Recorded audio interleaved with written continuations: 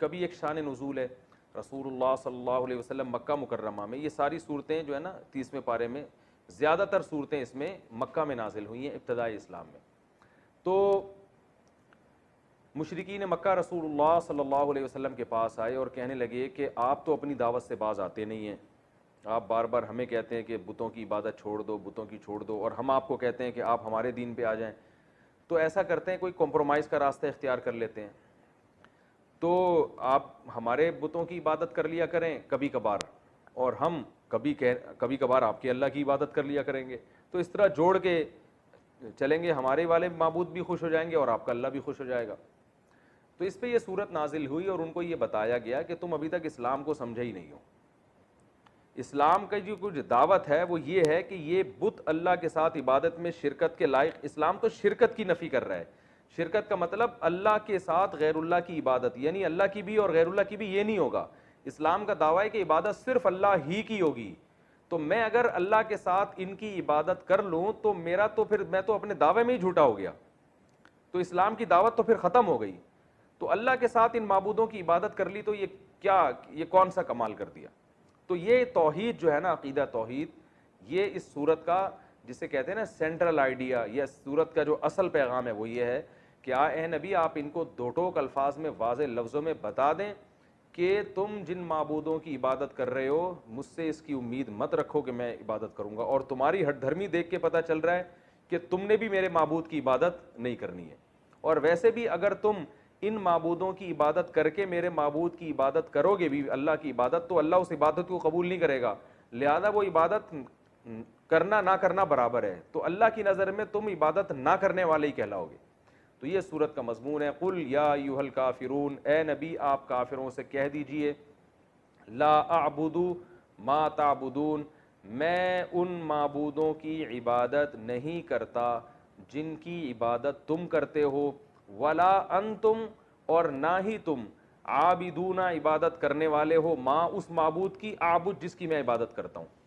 اب سوال پیدا ہوتا ہے وہ تو تیار تھے عبادت کرنے کے لیے, تو نبی ان سے یہ کیوں کہہ رہے ہیں کہ تم بھی اس کی عبادت کرنے والے نہیں ہو جس کی میں عبادت کر رہا ہوں.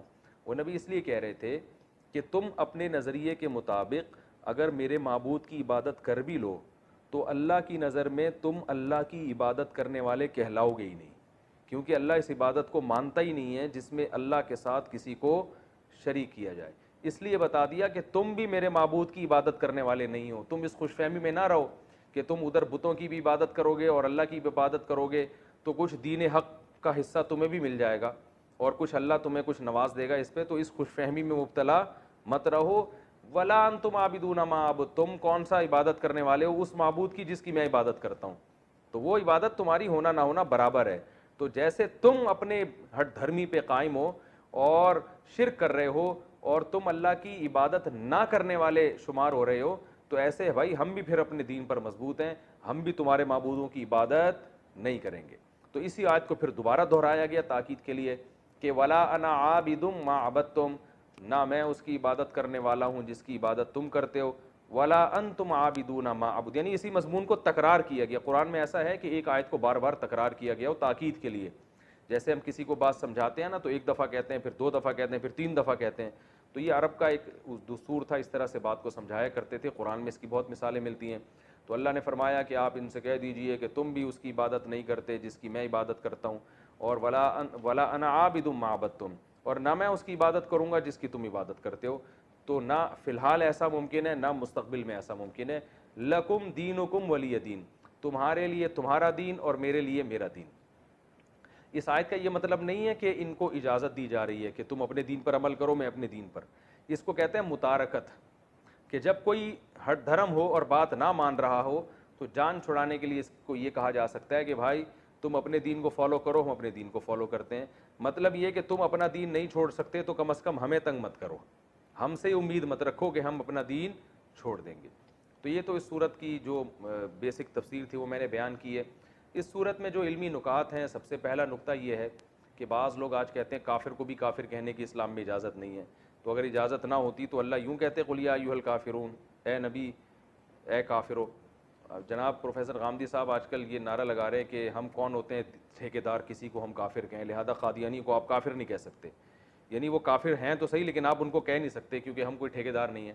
تو بے شک ہم ٹھیکیدار نہیں ہیں لیکن اللہ تو کہہ سکتا ہے نا. جب اللہ نے کسی کو کافر کہہ دیا تو اللہ نے تو جب کہہ دیا کافر تو پھر تو مہر لگ گئی نا کہ یہ کافر ہے.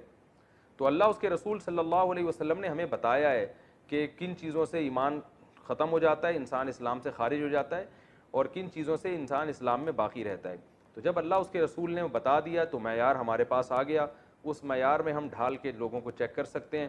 اگر کوئی اس معیار پہ پورا نہیں اترتا تو اللہ اس کے رسول کے کہنے ہی سے وہ کافر ہے. تو جب کافر ہے تو اس کو کافر کہنا بھی جائز ہے. یہ عجیب منطق ہے کہ جس کو اللہ اس کے رسول نے کافر قرار دیا ہو وہ کافر مانے تو ہم, لیکن پابندی ہے, کہہ نہیں سکتے ہم. یہ ایسے ہی ہے جیسے ایک آدمی کو کہہ دیا کہ یہ بیمار ہے, ڈاکٹروں نے آپ کو بتا بھی دیا کہ ثبوت بھی دے دیے کہ بھئی اس کا وائرس پازیٹیو آیا ہے اور سب کچھ بتا دیا, آپ نے کہا ڈاکٹر کہہ رہے ہیں کہ یہ بیمار ہے لیکن ہمیں گورنمنٹ نے ہمیں اس کو بیمار کہنے پر پابندی لگائی ہے. تو بھائی اور ہم ٹھیکیدار نہیں ہیں کہ ہم کسی کو بیمار کہیں, بھائی ہم نہیں ہیں لیکن ڈاکٹر کا تو یہ رائٹ ہے نا کہ وہ چیک کر کے بتائے. تو کافر قرار دینا یہ اللہ اس کے رسول کو اتھارٹی ہے.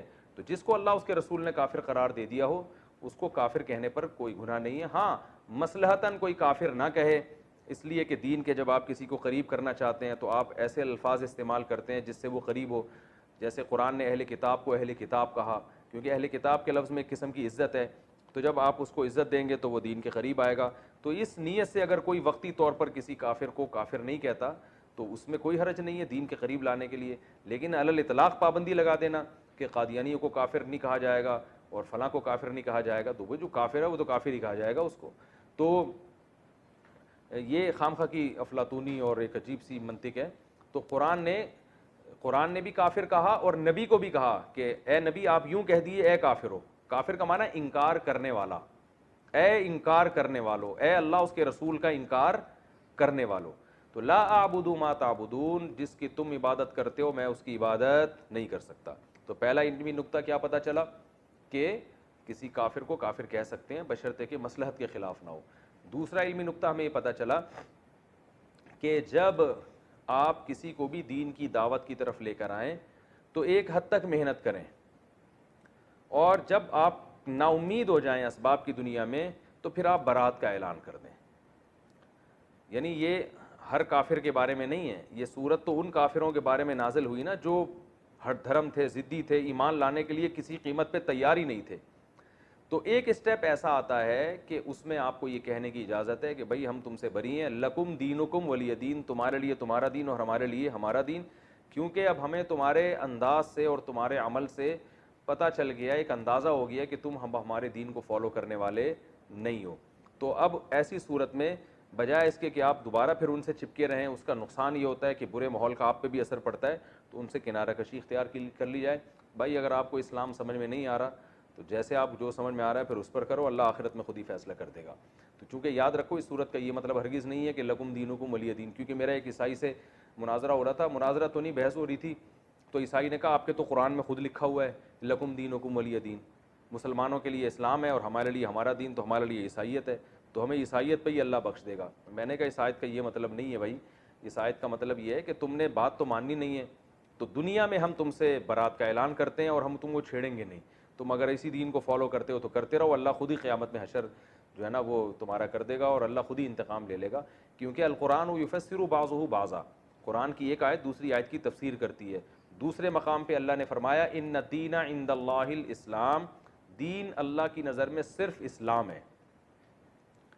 اور ایک اور جگہ فرمایا وَمَن يَبْتَغِي غَيْرَ الْإِسْلَامِ دِينًا فَلَن يُقْبَلَ مِنْهُ, جو اسلام کے علاوہ کسی اور مذہب کو فالو کرے گا ہرگز قیامت کے دن قبول نہیں کیا جائے گا. وَهُوَ فِي الْآخِرَةِ مِنَ الْخَاسِرِينَ, اور وہ آخرت میں خسارے والوں میں سے ہوگا. تو اللہ جب ایک جگہ واضح لفظوں میں فرما رہے ہیں کہ اسلام کے علاوہ کوئی دین قابل قبول نہیں ہے, تو اللہ کیسے پرمیشن دے سکتے ہیں لکم دینکم کہ تم جس دین کو فالو کرتے رہو.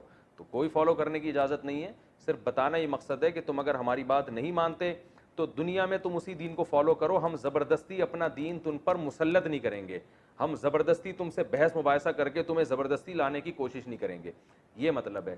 اور اسی مفہوم کی آیت سورہ آل عمران میں لا اکراہ فی الدین, دین میں زبردستی نہیں ہے. قد تبین الرشد من الغی, زبردستی نہ ہونے کی اللہ نے وجہ بھی بیان کر دی کہ صحیح راستہ، رشد والا راستہ وہ غی یعنی گمراہی والے راستے سے بالکل واضح ہے. یعنی اللہ نے صحیح جو راستہ ہے نا وہ دودھ کا دودھ پانی کا پانی اس طرح سے اللہ نے سب کے سامنے واضح کر دیا ہے. تو جب اللہ نے اسلام کو اتنا واضح کر دیا، ہدایت کے راستے کو اتنا واضح کر دیا، تو زبردستی لانے کی اب ضرورت نہیں ہے. کیونکہ جو زبردستی آئے گا وہ چلے گا تھوڑی زبردستی، وہ حجت تمام ہو چکی ہے، سب کو پتہ چل گیا ہے کہ صحیح کیا ہے اور غلط کیا ہے. تو یہ تمام آیتوں کو آپ ملاتے ہیں تو صاف پتہ چلتا ہے کہ لکم دینکم ولی دین کا یہ مطلب ہرگز نہیں ہے کہ تم اپنے دین کو فالو کرو، تمہیں اجازت ہے. نہ نہ نہ نہ، دنیا میں اجازت ہے، آخرت میں سزا ملے گی.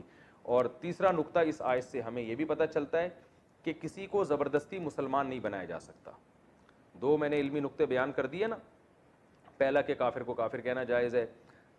دوسرا کیا ہے کہ جب آپ کو نا امید ہو جائیں کسی کی دعوت پہ تو اس پہ ٹائم ضائع کرنے کے بجائے کسی اور کام میں انسان کو کسی اور کو دعوت دینی چاہیے. بعض لوگ ایک ہی آدمی کے پیچھے پڑے رہتے ہیں، ایک ہی فرقے کے پیچھے پڑے رہتے ہیں ساری زندگی.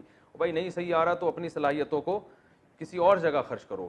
بہت سے لوگ ایسے ہیں جن میں ہدایت کا جذبہ ہے، تو ان پہ اپنی صلاحیتوں کو خرچ کرو، وہ ہدایت لے آئیں گے. تو ہر دھرم لوگوں کو چھوڑ دینا چاہیے. تو یہ دوسرا نقطہ ہوا. تیسرا علمی نقطہ کیا ہوا کہ ایک انتہا کے بعد تیسرا علمی نقطہ یہ ہوا کہ لکم دینکم ولی دین میں اللہ تعالیٰ نے یہ ہمیں بتا دیا کہ آپ اپنا دین زبردستی کسی پہ مسلط نہیں کر سکتے. تو اسلام میں ایسا ہی ہے کہ کوئی اگر اسلام میں داخل نہ ہونا چاہے تو کہیں تلوار کا استعمال کی اجازت نہیں دی گئی ہے کہ لازمی اس کو واپس دین کی جو ہے نا اسلام میں داخل کیا جائے. البتہ کوئی مسلمان ہو پہلے سے اور وہ اسلام کو چھوڑ دے تو پھر حکومت کے لیے جائز نہیں ہے کہ اس کو اس غیر اسلام پہ باقی رہنے دے، کیونکہ اس کو پھر محاربہ سمجھا گیا ہے، اعلان جنگ سمجھا گیا ہے. کیونکہ اس نے اسلام کے محاسن اپنی آنکھوں سے دیکھیں، اس کا عذر پھر چھوٹا نہیں ہے. کیونکہ اس طرح اگر لوگ جائیں گے تو پھر یہ اس سے جو ہے نا اسلام کو شدید نقصان پہنچتا ہے. تو اسلام میں داخل ہونے کے لیے راستہ کھلا ہوا ہے، داخل ہونے کے بعد واپسی کا آپشن اسلام نے نہیں رکھا. تو آپ سوچ سمجھ کے آئیں، نہ آئیں کوئی مسئلہ نہیں، آخرت میں اللہ آپ سے خود ہی انتقام لے گا. لیکن آ گئے ریورس نہیں ہو سکتے، اس کی اسلام نے آپ کو اجازت نہیں دی ہے. تو یہ اس صورت کا مین خلاصہ تھا، برات کا اعلان. اللہ تعالی ہم سب کو سمجھنے کی، عمل کرنے کی توفیق عطا فرمائے.